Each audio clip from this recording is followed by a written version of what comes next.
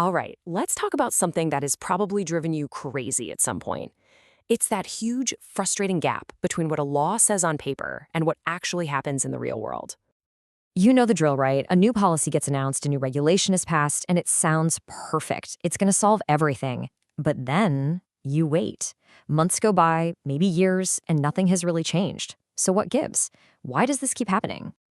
To really get to the bottom of this, we're going to look at a fascinating real-world case. It's almost like a detective story, involving two places that adopted the very same rule, but ended up in completely different realities. Okay, so here's the setup. You've got Singapore and Thailand. They both adopt these big, globally recognized rules for ESG disclosure, how companies report on their environmental and social impact. But here's the kicker. In Singapore, it works, like really works. Enforcement is effective. In Thailand, not so much. The results are kind of all over the place. Same role, totally different outcome. I mean, on the surface, that makes no sense, right? And that's our big clue. It tells us that the answer isn't in the rule itself. We've got to dig a lot deeper. So let's pop the hood and take a look at the hidden machinery that makes a law actually tick. This is where things get really interesting. So our first big idea is something called legal formants. It sounds a bit academic, I know, but the concept is super simple.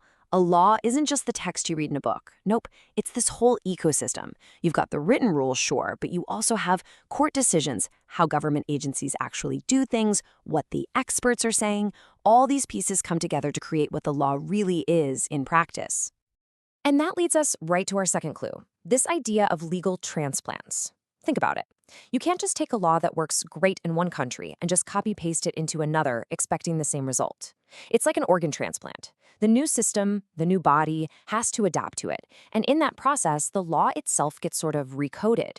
It changes, sometimes in really unexpected ways, to fit its new home. So what does this all mean?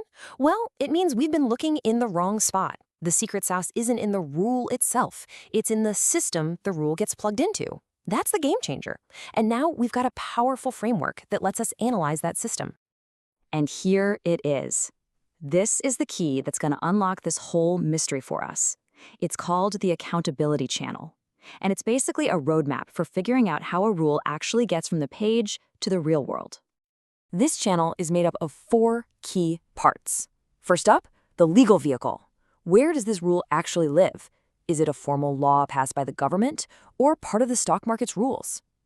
Next, the enforcing actor. Simple question. Who's the ref? A government agency? A court? Third, the enforcement pathway. What's the actual playbook for taking action? Is it a fast, streamlined process or a long, drawn-out court battle? And finally, the big one, available sanctions. What are the consequences when someone breaks the rule? Fines? A hit to the reputation? Honestly, the best way to picture this whole thing is like a pipeline. For a law to have any real impact, it needs a strong, solid pipeline to deliver the results. If you've got a leak anywhere, if the vehicle is flimsy, the actor is powerless, the pathway is clogged, or the sanctions have no teeth, then the whole thing just fizzles out. You get a trickle instead of a powerful flow. Okay, theory time is over. Let's take this pipeline idea and use it to crack our Singapore versus Thailand case. We're going to go piece by piece and see exactly how their channels are different. First up, the legal vehicle. In Singapore, they embedded the rule right into the stock exchange's own listing rules.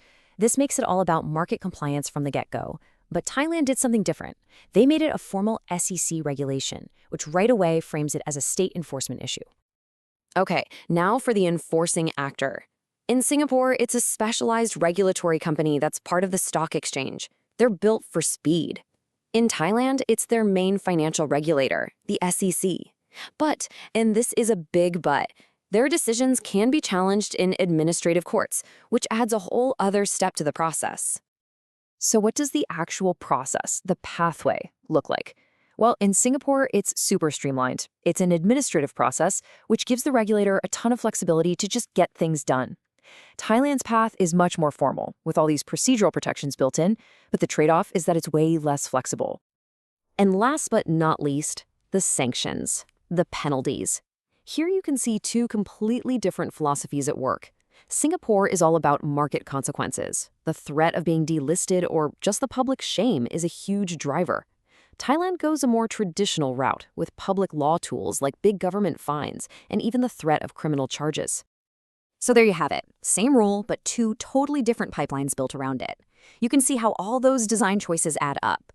But now for the big question, how do we actually know which one is working better? How do we measure the results? Well, we can score the credibility of each channel using 3 key metrics. First, there's tempo. How fast is it? Second, visibility. Is the whole process out in the open for everyone to see? And third, and maybe most importantly, remedial bite. Do the punishments actually have teeth? Do they make a real-world difference? And when you run the numbers, the picture becomes crystal clear. Singapore's channel, with its speed, its transparency, and its powerful market-based sanctions, it just scores way higher on credibility. Now, this isn't about saying one country's legal system is inherently better than the other, not at all. It's just that for this specific type of rule, Singapore's pipeline was simply built to be more effective.